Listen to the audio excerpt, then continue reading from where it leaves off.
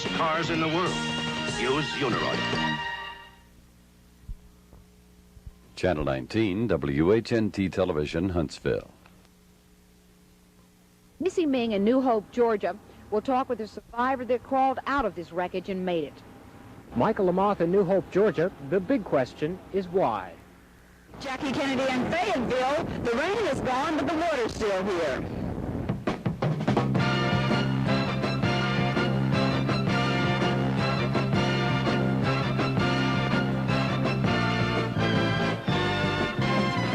From Huntsville, the news station presents Action News 19, a complete report of this day throughout the Tennessee Valley.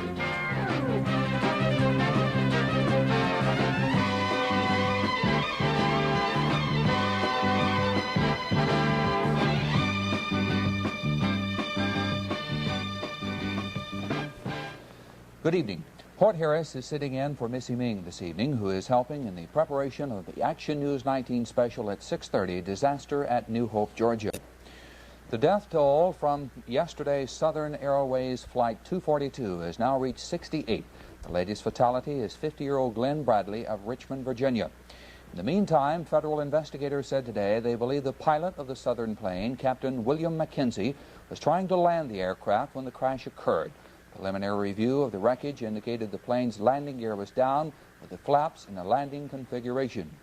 McKenzie nearly succeeded in landing the plane on Highway 92 just outside New Hope, Georgia, but one wing smashed into a telephone pole, sending it skidding across the road into a small grocery store. Two gasoline pumps were sheared off, causing an explosion, the fire killing several New Hope residents.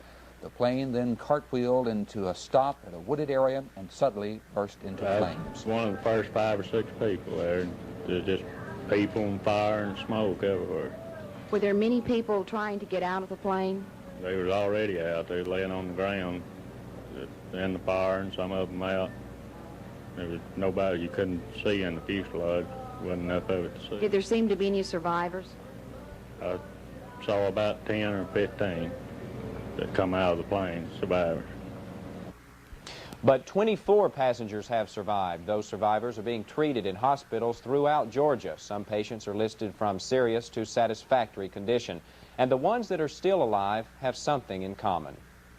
Most of the survivors of this tragedy sat here in the rear section of the plane.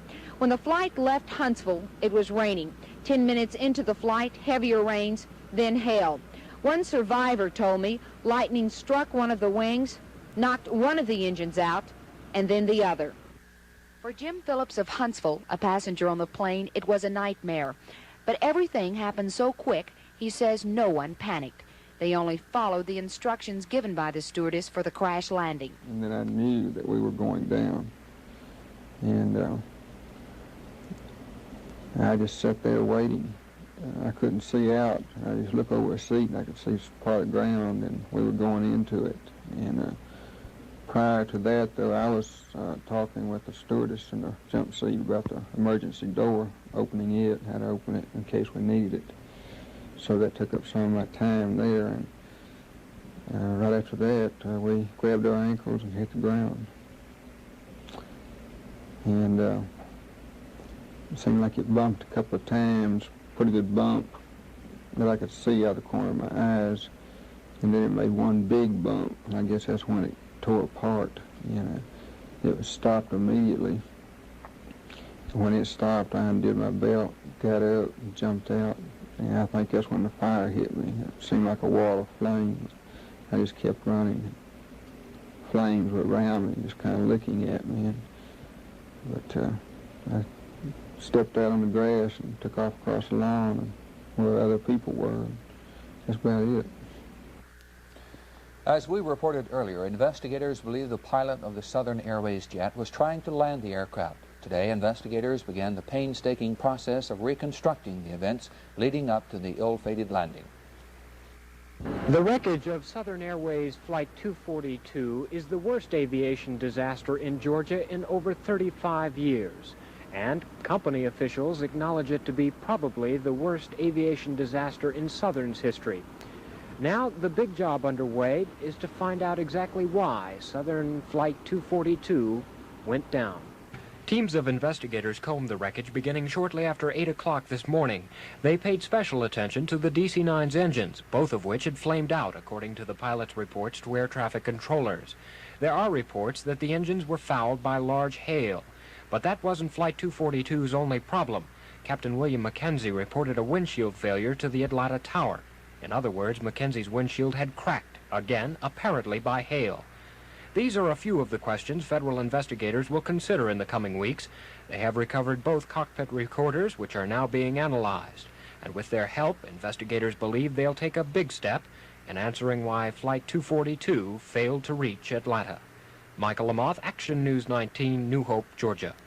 We'll have more reports on the New Hope, Georgia air disaster tonight at 6:30, including a list of those injured and who died in the tragic crash. 2 more bodies were found today in rubble left by a killer tornado at Smithfield Estates in Birmingham. In addition, a child still alive was found in the devastation. The 2 dead raised to at least 22 the number killed by tornadoes in the state yesterday. One woman was killed by a falling tree that fell across her backyard storm shelter. Her nearby home was not damaged. National Guardsmen were on the scene today searching for more victims, as relatives were there also trying to salvage what they could from destruction.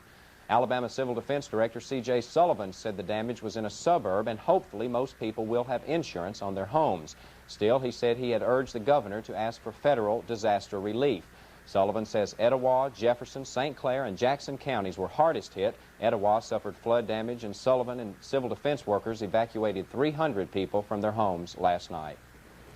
HD, it's going to be another rough night tonight because we're expecting some frost. Yeah, but not rough in the sense that it has been, Tom. Certainly. Just a little on the cool side and the possibility of a little light frost scattered around in the low places. We'll have weather next.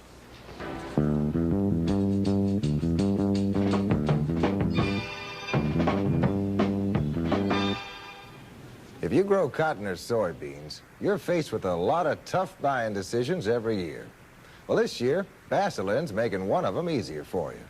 Just ask your chemicals dealer what he's charging for Basilin. Then, if you can find another pre-plant incorporated herbicide that controls grasses as well as Basilin, won't hurt your cotton or soybeans, and costs less, you buy it.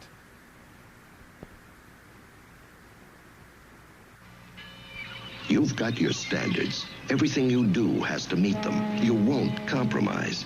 Lincoln Continental hasn't compromised. Full-sized, full luxury, it sets a high standard for luxury cars. Some luxury cars are smaller than last year. The 1977 Lincoln retains its traditional luxury car size. Why do you like the Lincoln Continental?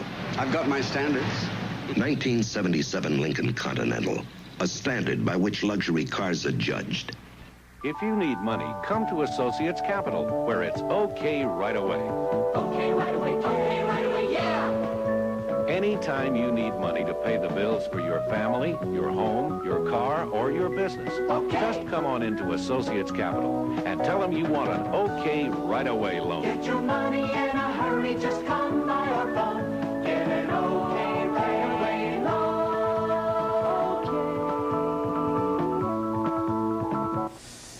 Yes, sir. Can I help you? I sure hope so. You don't have a 345-957 control for my cat-lift truck, do you? We have it. Well, for sure you don't have an 030 motor for my tow motor lift truck? Sure, we have it. Uh-huh. How about a 641879 brake cylinder? Yeah, we have that, too. You got all the parts I need for my cat and tow motor lift truck? We almost always have all the parts you need. They had all the parts. Well, there's surely a great difference in the weather pattern now, and at the same time yesterday the front moved well on through, and we do have a possibility of getting some light frost in scattered places tonight. Nothing on the radar, so let's look directly at the satellite cloud photograph. And as we look at the cloud photograph, we see cloud cover extending along the Atlantic coast. Now you see those two fronts very clearly. The tornado producing front, the first one down across, moved all the way down across the Atlantic coast, and the second, which brought the cold air in behind it, is well back to the west of it. And there was a little bit of cloud cover scattered north of that, and during the day some very light snow flurry activity. Even though the temperatures were 10, 12, 15 degrees above freezing, light snow flurries were observed in the air here over the northern portion of Alabama, extending right on up into Tennessee. However, they have dissipated now, moved on to the northeast. So right now the precipitation band extends just about like this, and they have had very heavy precipitation, so flooding, record flooding in progress in the forecast right now through the portions of West Virginia and the western part of Virginia itself and extending on into the eastern part of Kentucky. Some buildings have 6 feet of water in them now, and the rivers are still rising. The only tornado which is reported to have touched down at Tasley in the extreme northeastern part of Virginia during the afternoon with this turbulent weather, and that's the only one that we have a report of on the Weather Service wire now. 19 inches of snow fell through the northern portion of Michigan during the past 24 hours, and still snowing quite a bit there. Very cold air coming in, at least for this season of the year. Checking the records, we find that we have had a temperature as low as 30 degrees in April, so it's not impossible to get that tonight. However, we do expect it to be a little bit above that figure. 14 degrees in Alamosa, Colorado for the nation's lowest temperature this morning, and fair weather covers all the western part of the nation, so we don't have any prospect for any rain, at least right on through the weekend. Tomorrow's weather map then will show high pressure dominating the weather over the southeastern part of the nation with no precipitation whatever. And then day after tomorrow, Thursday, will show still high pressure, shifting to the east and starting to moderate a little bit, the temperatures being a little warmer. The 24-hour amount of rainfall at the Huntsville-Decatur Jetplex, 1 1/4 inches, and these are morning amounts. We don't have the evening amounts yet. Back over to the west, Muscle shows with 1.6, but the heaviest part right through the central part of the state, where Birmingham had 2 9/10 inches, 2 6/10 over in Tuscaloosa, and 2 2/10 inches being reported by Anniston. At 12 minutes past the hour, the current conditions, the barometric pressure 30 400 inches and rising. Wind from the west 20 miles per hour, relative humidity 48%, temperature 48 degrees Fahrenheit, 9 degrees Celsius, partly cloudy skies. And now, here's that low tonight, about 32, 60 for high tomorrow, 40 tomorrow night's low, sunrise tomorrow 526. We'll set at 611, the air pollution count 18 micrograms per cubic meter. Forecast, clearing and cold with scattered frost tonight, fair Wednesday through Thursday. The winds will be southwesterly 10 to 15 miles per hour tomorrow. Rainfall for the past 30 days has been 10 inches, or twice the normal amount, and 4 inches of that occurred during the past 4 days. That's weather. Weather experts say Jack Frost is coming to the Tennessee Valley tonight, and they recommend you cover your tender plants. Workers in Limestone County peach orchards are busy preparing for his unexpected spring visit. Old car tires have been stacked throughout the peach orchard. Large oil drums filled with diesel fuel are ready for the torch should the temperature drop below freezing. Raymond Roberts, owner of the orchard, says this late frost will hurt his strawberries more than his peaches. He says if the winds continue to blow throughout the night, the frost may not be heavy, but when your crops are at stake, you can't afford to take chances. Several parts of our area are still underwater after yesterday's storms. When Action News 19 continues, we'll report on that, and we'll also let you know what it's like to be prepped for cancer therapy.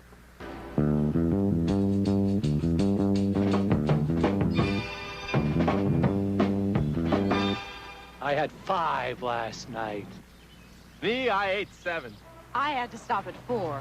How many crab legs did I eat? Well, they were so good I lost count. At Red Lobster, for a limited time, you get all the crab legs you can eat, plus coleslaw, hush puppies, and potato for only $4.99. She ate 4. He ate 5. 6.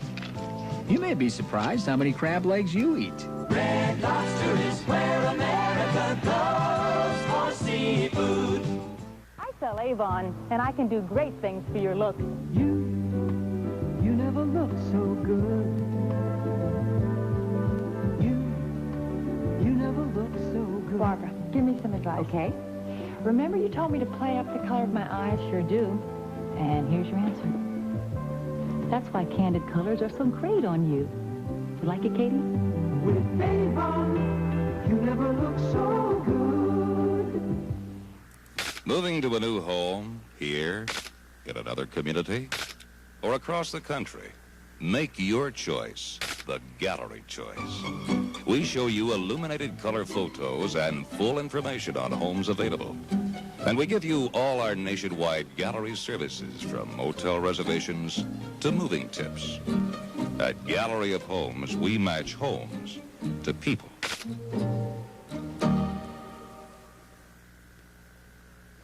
Hello, I'm John Baines. And I'm Mike Sebo with Bob Henry Buick and AMC in Gunnersville. Right now we're offering great deals on a large selection of new Buicks, AMCs, and clean late model used cars. We'll be glad to set up an after-hours appointment for the benefit of those who can't come by during our regular hours. We're open 6 days a week, and our service department is open all day on Saturday, as it has been for over 25 years. We want your business, and we hope you'll come by and see us at Bob Hembry, Buick and AMC in Guntersville.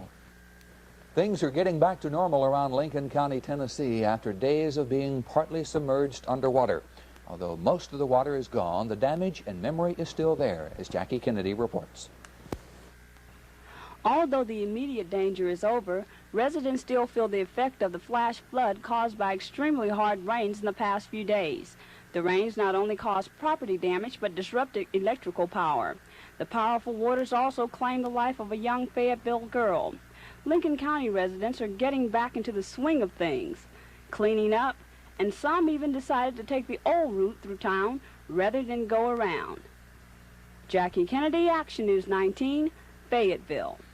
When you have almost 4 inches of rain, it has to go somewhere, and when you live at the mouth of a valley, it comes to your door, as residents in the Brownsboro community found out. Dan Cooper has a report. The runoff from recent heavy rains caused Flint River to climb over its banks. During the night, the rising water flooded areas around Brownsboro and northeast Madison County. Some roads were blocked and several families were trapped by rising water. About daylight, members of the Madison County Rescue Squad, along with sheriff's deputies, began evacuating the isolated families in Brownsboro. All but one resident who refused to go were brought out to safety. As the waters began to recede and the road became barely passable, the last holdout made his way out of the flooded area. Henry Jones described his plight. Pretty rough. Car almost didn't make it through this deep water here on the highway. Oh, it's pretty deep now. Actually, it shouldn't come through it, but I had to get out some way, you know. You didn't want to come out with the boats this morning? No. I'm scared of them boats. I'll tell you, you know, when my brother's house got flooded over here on this other side, they turned over, you know, in the middle of the river. And I'm scared of a boat. You're the last one to come out over here at Brownsboro. That's right. I'm the last one. About 2 hours after daylight, all the evacuated families had been taken in by friends and relatives. Then the sun peeked out from behind gloomy clouds and watched as the murky waters began rapidly receding. Dan Cooper, Action News 19, Brownsboro.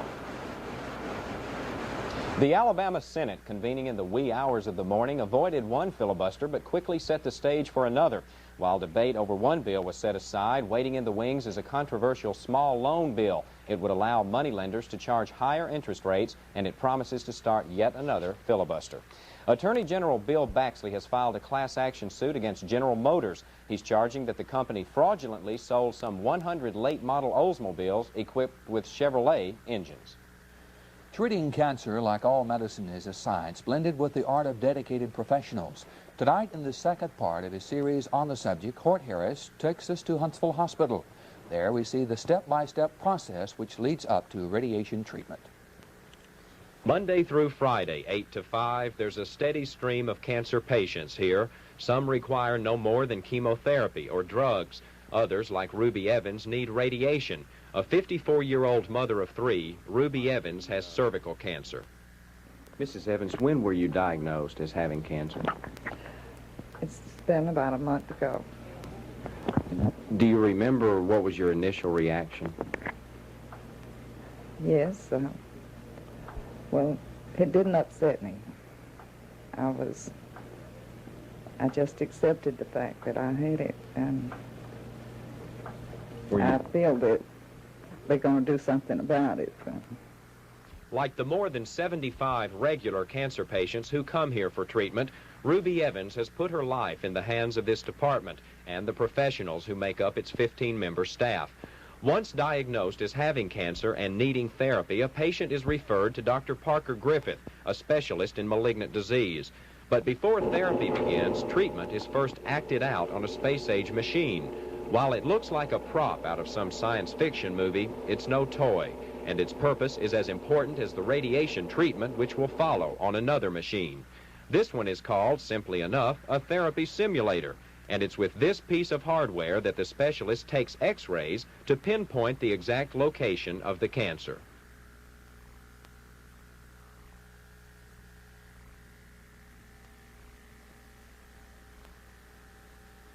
After X-rays are taken, they're translated. The specialist pinpoints in advance exactly where the treatment is needed. There is no guesswork. Guesswork is out of the question, because once the actual treatment begins, there's no room for error. Cancer of the colon, for instance, means just that, no more and no less. Radiation is capable of destroying healthy tissue as well as the malignancy. Patients like Ruby Evans trust Dr. Griffith, and in spite of her illness, Ruby Evans is optimistic. I just prayed that whatever it was, God would help me to accept it, and I did. And I guess you're more than willing then to make the drive here every day. And how often will you be coming here for treatment? Every day for 6 weeks. And how long is that drive for you? It's about 45 minutes. But you think it's worth it? I know it is. Tomorrow you'll see from the patient's point of view what it's like to undergo radiation therapy for cancer. Hoyt Harris, Action News 19, Huntsville.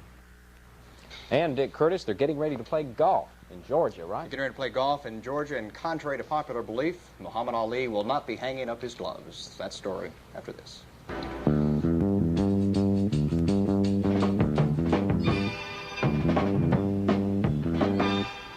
Now Surfland is here. We asked Hestel Williams what he liked about this surface-applied soybean herbicide from Elanco. On this field, Surfland gave us excellent control on crabgrass, Sealand Johnson grass, and pigweeds. It'll hold up in heavy rain. If you have dry weather, you use it on rotor hole, you know, and work it in. Surfland. It works all season. Good stuff. All over America, women are turning to men who use Vitalis. We Easterners don't turn for just anybody.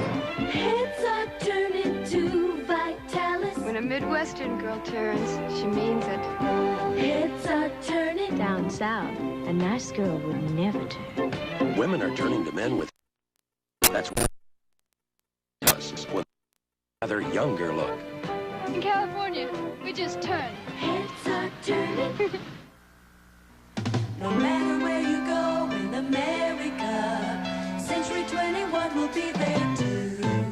No matter what you need in real estate, Century 21 takes care of you. A big house, small house, ranch or a farm, a dream house, doll house, a mansion with charm. No matter where you go in America, Century 21 is there for you. Meat prices are drastically reduced at Kroger. It's not just an ordinary sale, and it won't last long. Right now, Kroger's prices are way down on many of your meat favorites, thanks to Kroger's expert meat buyers and their determination to bring you the best values. There are limited quantities of these drastically reduced meat specials, so hurry over to the Kroger meat department and save. Ham prices are drastically reduced. Whole or full shank, half-smoked hams, just 78 cents a pound. And get U.S. Choice Boneless Bottom Round or Rump Roast, just $1.28 a pound. Well, according to information received by the Associated Press this afternoon, Muhammad Ali will defend his heavyweight title against Alfredo Evangelista of Spain. The site and date have not been determined, although Miami Beach and Landover, Maryland have been mentioned. If you're looking to find some of the top golfers around the country these days, the best place to look is Georgia. This week, players from everywhere are at the Augusta National Golf Course, putting in last-minute preparation for Thursday's Masters tournament. Former winner Jack Nicklaus today talked about his chances in the big event. Got to get my game in shape. It hasn't been too bad, but the last few weeks, the golf courses we played on, they've had some trouble with the greens with a hard winter, and I haven't really got the ball in the hole as well as I'd like to, but I feel like overall my game has been pretty good. But you never know what's going to happen when you tee it up come next Thursday and go for all the marbles. I've had some good playing tournaments coming into here. I'm hitting the ball very, very well. Fortunately, I'm very fortunate to be hitting the ball as well, coming back in defense. I've been asked the question a million times, how do I feel defending, or is there any added pressure? All I can say, I don't feel anything yet. If anything, I'm a little more comfortable. I'm a little more at ease. I've won here. The pressure of going there and winning is, I've already proven it. I know I can win here, and I really feel a little more at ease. it's amazing that I do, but I really do. I feel more at home, I guess.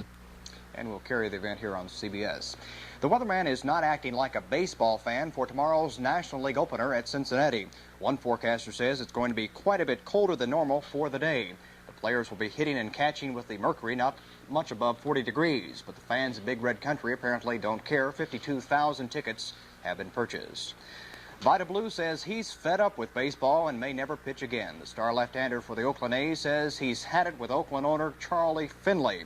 However, Finley says he doesn't understand what Blue is up to. Before Vida walked out of the Oakland camp, he said he didn't know whether he will be in the Oakland game Saturday. He's scheduled to pitch the home opener against Minnesota. And finally tonight, film star Paul Newman is among the drivers listed today to compete in the Le Mans 24-hour Grand Race, June 11th and 12th in France. Newman will be teamed with Milt Minter in a Ferrari. That's early sports. If you want to protect your personal belongings, the Huntsville Police Department has a way of putting your name on it. We'll have that report in the next segment of Action News 19.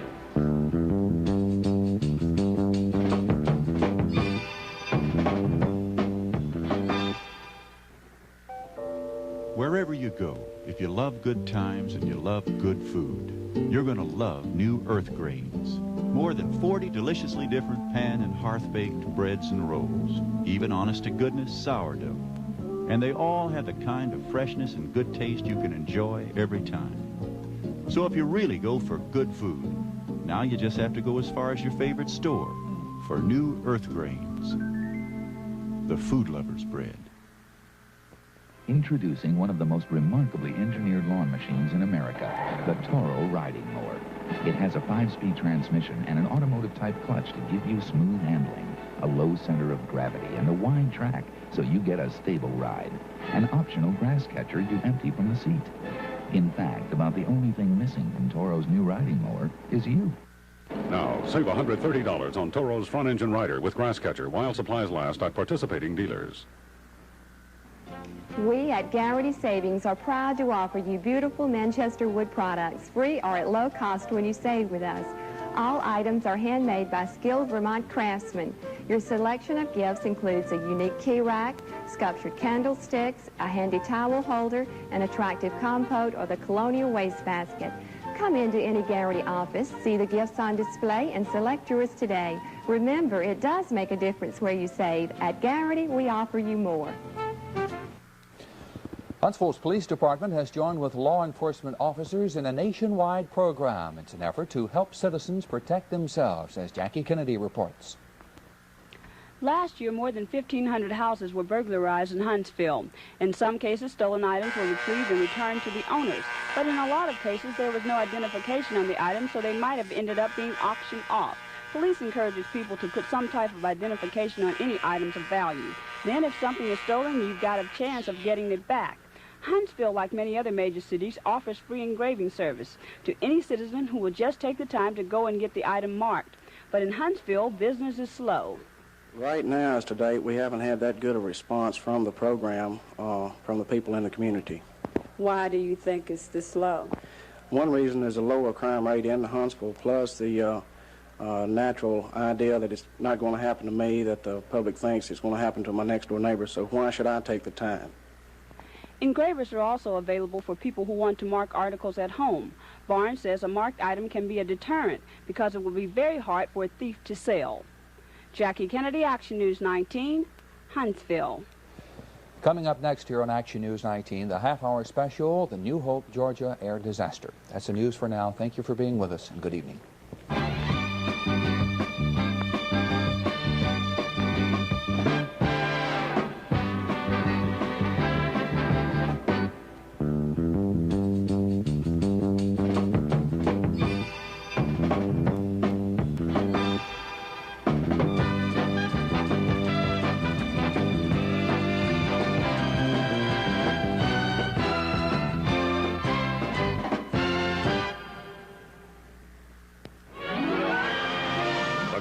And glitter of Hollywood. Come alive each Saturday at 11 on Heyday of Hollywood double feature. Next, Ray Milland and Claude Rains in a tale of intrigue and international daring do in Lisbon. Then pretty Paulette Goddard and Burgess Meredith in the Rowdy Romp Diary of a Chambermaid. Family fun at its best. See the finest Tinseltown had to offer during its finest years each Saturday night on Heyday of Hollywood Double Feature. Have I ever got a surprise for Easter? This Easter, my biggest stop is at the Hilton Inn for Easter Sunday buffet. There'll be fabulous food, a baked ham, a roast beef, vegetables, salads, and great desserts from a big dessert table, and an Easter surprise for all children. $4.95 per person, $2.75 for children under 12. Easter Sunday, April 10th from 11:30 to 2:30. Look for me. I'll be there if you can get me out of the kitchen. WHNT Television, Channel 19, Huntsville. Good evening once again. Southern Airways Flight 242 is a routine daily flight. It takes off like clockwork from Muscle Shoals Airport at 2:10 in the afternoon. 20 minutes later, passengers board in Huntsville for the 35-minute trip to Atlanta. The flight is the busiest of the airline's schedule. It's been that way for years, even when it took off from the old municipal airport in the 1960s. But yesterday, its long history was blemished. Flight 242 was forced down 30 miles from its Atlanta destination. The first accounts last night were sketchy. CBS reporter David Dick has details. Rescue workers used chainsaws to cut into the twisted pieces of fuselage in the hope of locating more victims. There was little of the plane left which was recognizable. The tail section was the largest piece intact. There had been 81 passengers on Southern Airways Flight 242 and 4 crew members. The DC-9 was en route from Huntsville, Alabama to Atlanta. The pilot radioed he had lost power in both engines. He tried to make an emergency landing about 35 miles from Atlanta, but he failed. The death toll at least 70. Some of those killed were on the ground in the path of the jet. An eyewitness, Jim Atchison. The plane was coming down there, and he started clipping some trees, and then he started losing it a little bit coming down the highway there, and his wing come into this store right behind us here that burned up, and then he flipped over back down this way here. He flipped over, and it went into a big explosion. And we waited till it went out, and then we went down there and started pulling survivors out. And were there many people survived the crash? No, sir. There was people laying burned everywhere. There wasn't many survived. There was a few that we put on helicopters that was, well, alive, but that's all. They was burned severely. They was just breathing, is all I could tell you. Area hospitals received at least 23 injured victims of the crash.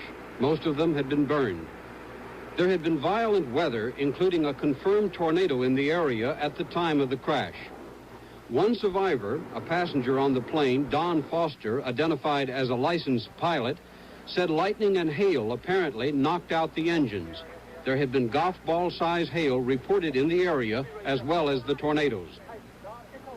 Foster was quoted as saying when the hail was at its worst, lightning struck the left wingtip. He said he believed that hail being ingested into the engine is what really brought it down. The pilot first attempted to make an emergency landing at Dobbins Air Force Base. Then he tried to put the jet down on a highway, but the plane crashed and there was a huge explosion. David Dick, CBS News, Atlanta. Shortly after 6 p.m., two of our reporters, Missy Ming and Michael Lamoth, along with photographer Keith Lohorn, went to the air disaster site in Dallas, Georgia. And Missy, it was quite a sight, I'm sure, and you brought back a lot of film and information. Could you tell us about it? It was a bad sight. Mike can swear to that. Keith can swear to that. We got there, I guess, about midnight. Many of the debris was there. There were large crews cleaning up the area. There were many, many people around the roped-in area. There were many, many law enforcement officials, I would say at least 200. The Georgia State Patrol immediately came in and set up a field office there, enforced by county officials from around the area. Mike? Well, as Missy pointed out, it was 1 a.m. or just after midnight when we got there, but you wouldn't have been able to tell it by the activity going on. It was just buzzing with activity, people walking all over the place trying to protect the wreckage so that investigators would be able to pull it out. And for the next 4 hours, we put together a lot of film and some stories and rushed them to Atlanta for our noon news today. When most were thrown clear, perhaps 15 or 20 of them were moving about when the first help arrived, and that help arrived quickly.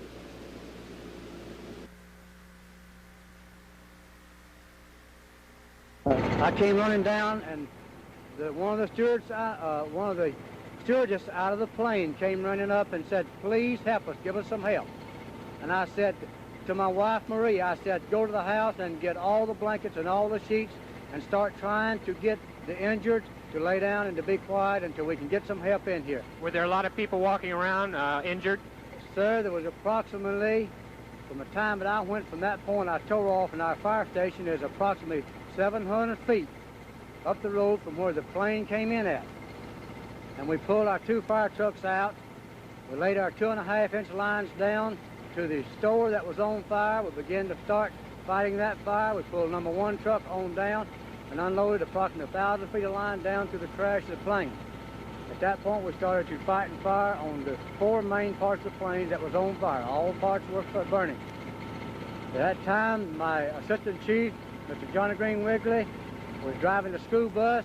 He came on up, and my wife and other personnel in the area began to load the injury on the school bus and carried him to Paulding County Memorial Hospital.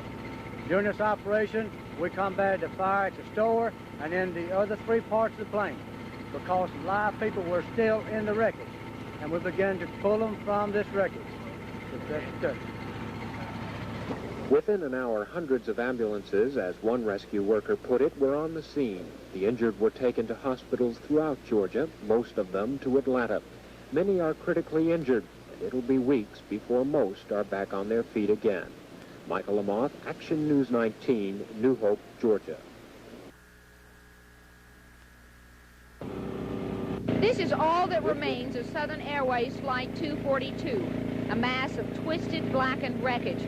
Part of the plane no longer exists. It sits in the middle of the small community of New Hope, Georgia, a small community that once had 2 stores, but now only 1. And this is all that remains of the second store. The pilot, caught in a violent thunderstorm and suddenly without power, tried to land his jet. But his wing clipped the store, flipping the plane on its side, smashing cars in its path, and grinding to a halt in a cluster of trees.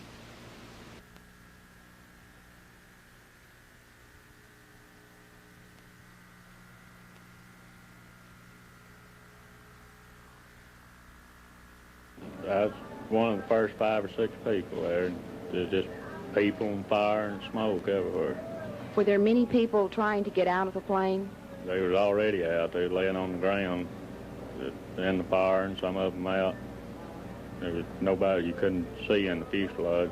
Wasn't enough of it to see. Did there seem to be any survivors? I saw about 10 or 15 that come out of the plane, survivors.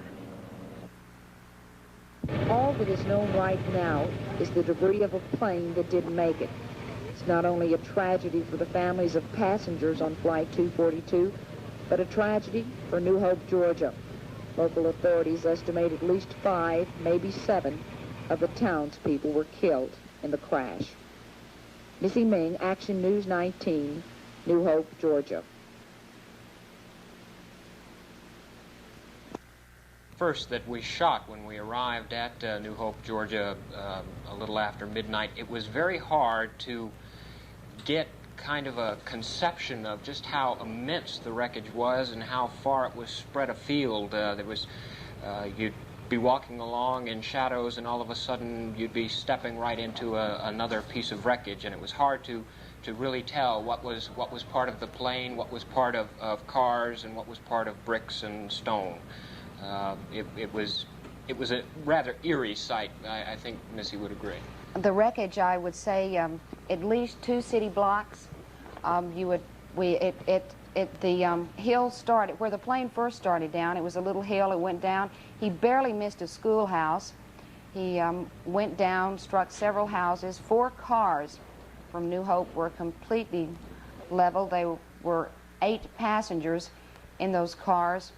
when the plane came down. These are some of the shots of the tail portion of the plane. You can see it's completely demolished. As soon as the plane hit, there was an explosion. Some of the eyewitnesses say the flames went as high as 500 feet. It was the sort of thing that I don't think anybody who was there that night really could feel confident of what he was seeing. I don't think anybody really believed what they were seeing. I certainly never really felt comfortable at what I was looking at. I could never really conceive that this could happen. I never experienced this kind of a situation before. I think the whole community was shocked. The law enforcement officials there were shocked. The ambulance drivers, the fire officials, everyone. It didn't even look like a plane. There were very small pieces of the plane left. It was just wreckage. You couldn't even conceive that passengers were once in this debris. I think something else that struck me looking at some of this footage, I never realized that in a situation like this that you'd have things like Coca-Cola cans and shoes and magazines and things that really indicate people living and working and doing things. It's just incredible.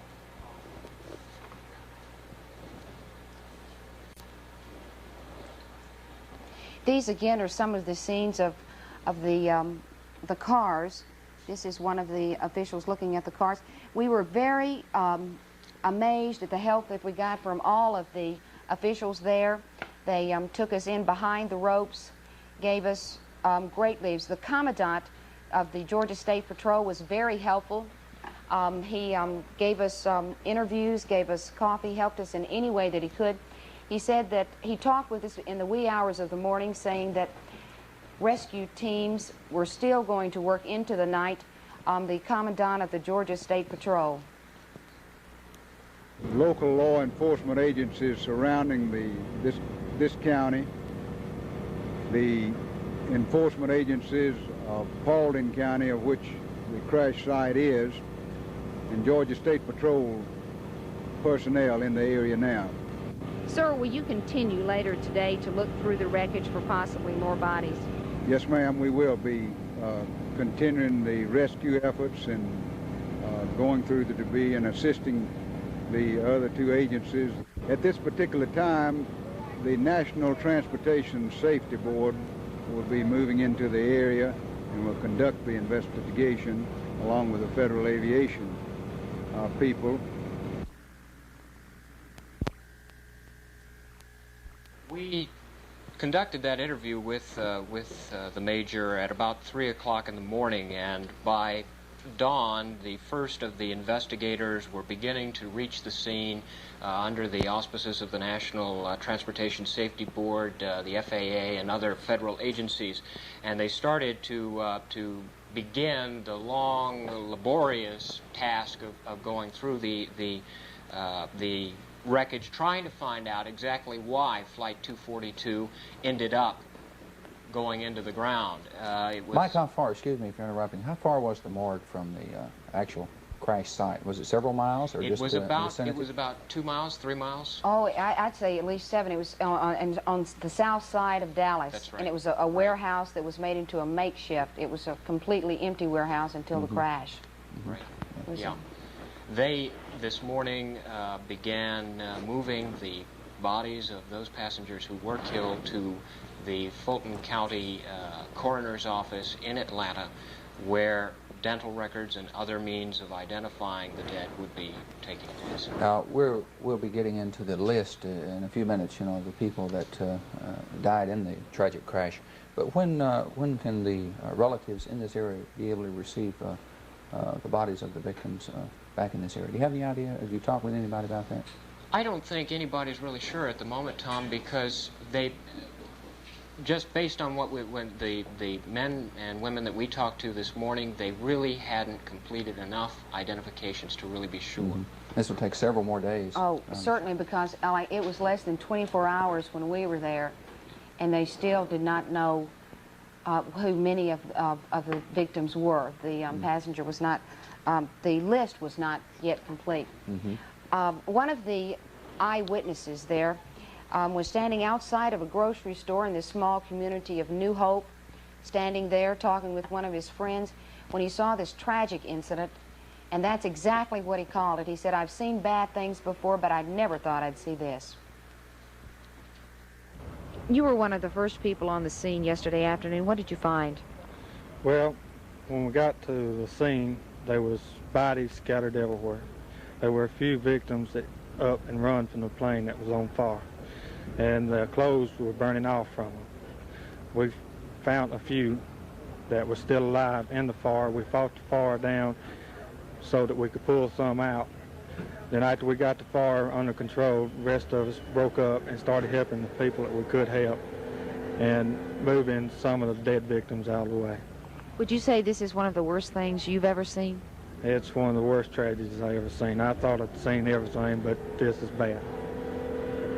Do you think the pilot was trying to make a safe landing even though he skidded down the middle of town?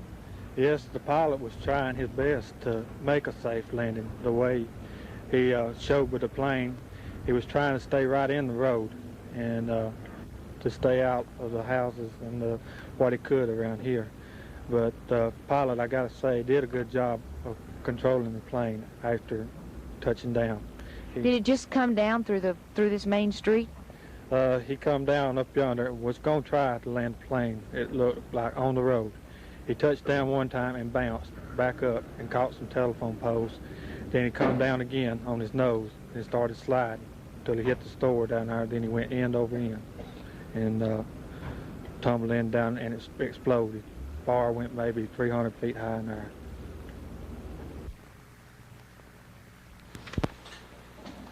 After spending many hours there, we went to Atlanta to talk with some of the Southern Airway officials. We met many of the passengers' families arriving there, trying to find out any type of information they could on the passenger list.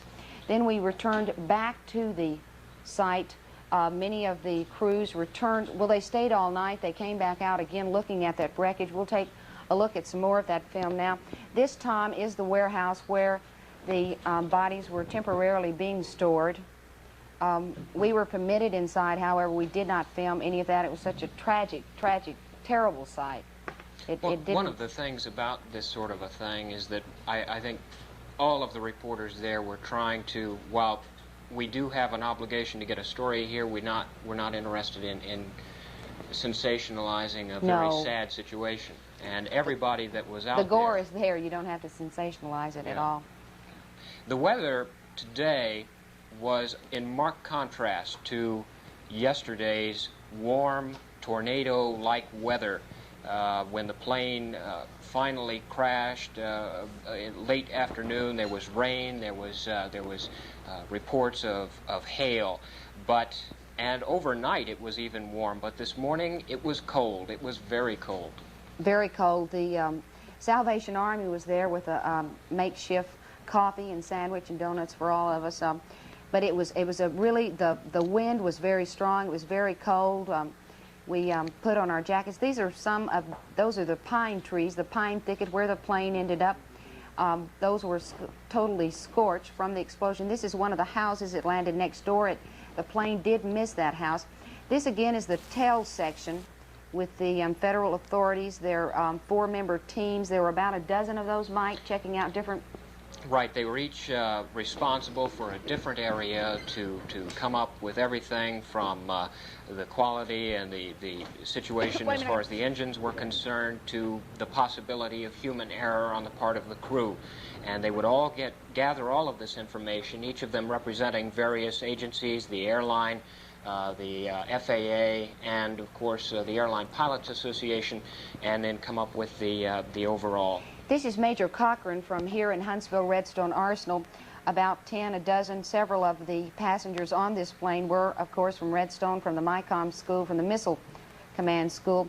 Cochran was there checking on anything he could. He talked with many of the survivors. There were, what, Mike, at least 4 that I know of, 4 or 5 from Redstone. And he was there trying to get any information that he could and be of any service to those men who were and service injured. To us. Right, and service to us. And service to us. altogether, it's a different perception in daylight. You begin to really realize just how enormous the destruction really was. And of course, everybody was there to see it in daylight. There was a continuous crowd of people from around the area that came in. However, it was roped off. They were not allowed to get into the actual area. They just watched.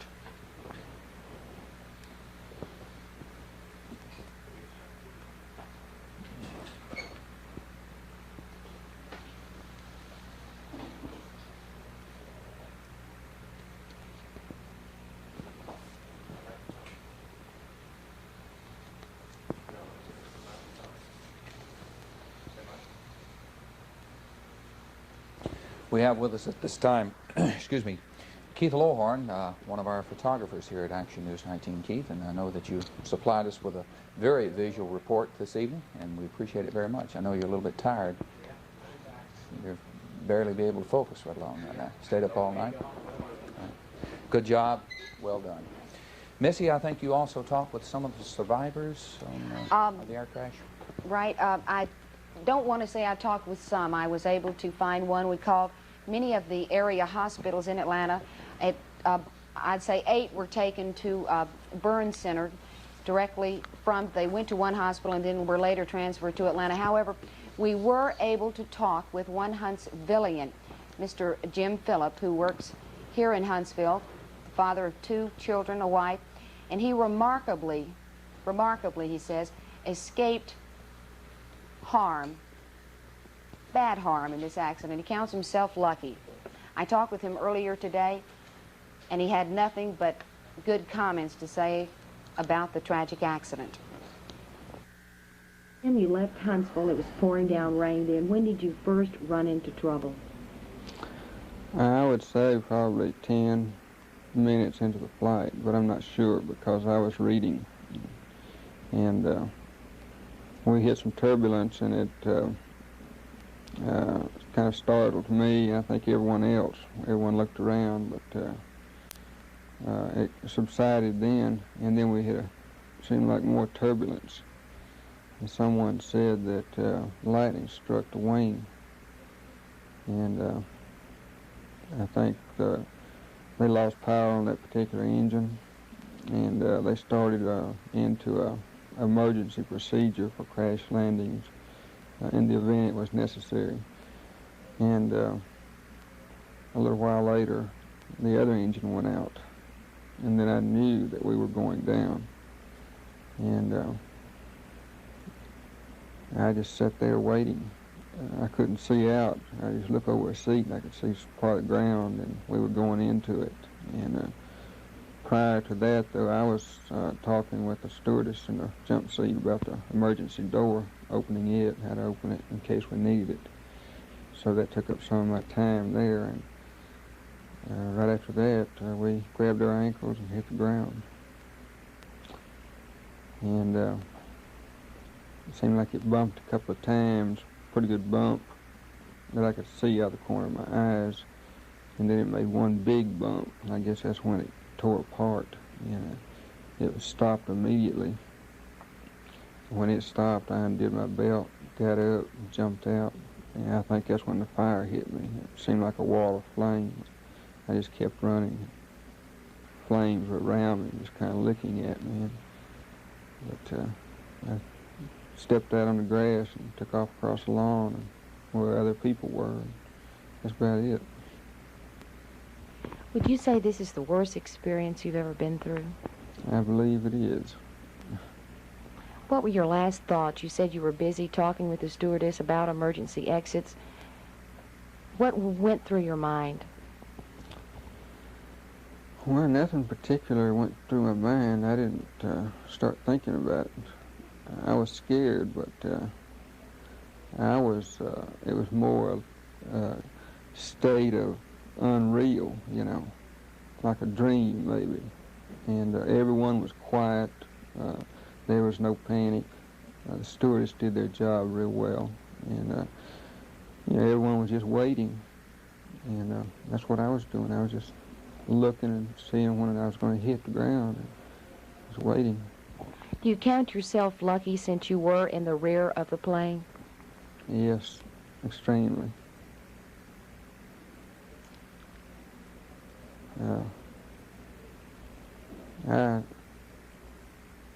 I think I went to the rear of the plane for some reason, I don't know what, but normally I stop maybe center aisle and grab a window. But this particular time I just kept walking to the rear seat as far back as I could go. And that's where I stopped. And that's where most of the survivors were? Right. The survivors I counted, or that I could see and recognize, were the ones that were immediately around me. Can you put on your light, please? And the others, I don't remember seeing anyone else that was farther up in the plane, but I understand the other stewardess got out. I'm not sure, though. There were 81 passengers and a crew of 4 aboard Flight 242 that originated in Muscle Shoals and on to Huntsville, and the final destination was to be Atlanta. We now have a listing of those injured in the crash, and then we'll go to the casualty list and then the unknown list. William Darby, critical condition, and you can read them as fast as I can. Johnson and Lavender, critical and good. T. Cole and Private J. Magnell, both these people are from Huntsville, you understand. Sebastian and Collier, 2 Army personnel. Twist and Foster, satisfactory and not too serious. Sindoff, not too serious. Jim Phillips, satisfactory, who was the gentleman that Missy talked with earlier. R.E. Reams, treated and released. Edward Brock, satisfactory condition. Bryant, not too serious. Lee Quick, serious condition. And now we have a list of the casualties, and some of those are from the Huntsville area as well as the Muscle Shoals area. We'll now go to that listing. Coming up is the casualty list. Have that in just one moment. As we mentioned, there were 81 passengers and a crew of 4. The latest fatality list, I think it's 68 dead. Smith, Griffin, Haverkamp, Kilgore. This is the Rogers, Corrick, Forte, I believe it is, Bradley.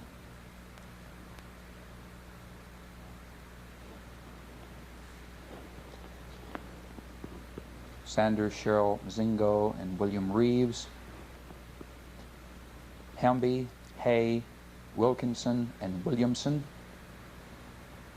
Kitts, Furness, Groff, and Smith.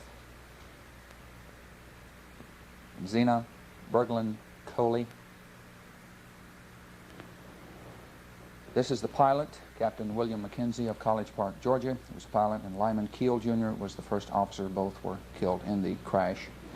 Now we have a listing of the unknown. This is people that we do not know the exact condition or what has happened. Tarbucks, John Walker, Cameron, Morton, Dawson, Mr. and Mrs. Dawson, Mobley, Waldrop, Power, and Perryman, Turlin, Comer, Davis, McClure, Durham, Abercrombie, Griffith, and Griffin, Williams, Wixell, and Horner, Gordon, Orey, Rovinelli, Augusto, Giles, and Heckel.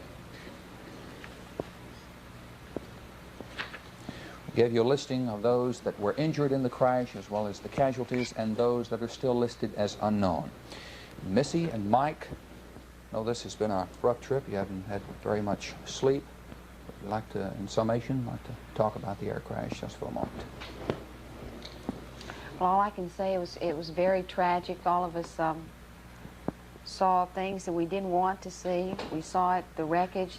It was just a bizarre. It was unreal. It didn't look like a plane. It was hard to think that passengers, that people like ourselves had been there. Yeah, it's true. I don't believe I've ever experienced anything like that, and I don't think I ever want to again. Thank you very much. Well, job well done.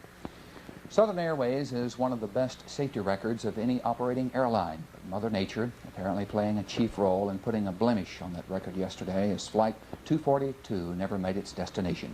Investigation into the crash of the DC-9 will not be concluded soon, so it may take several weeks or even months to know the exact cause of the tragic crash.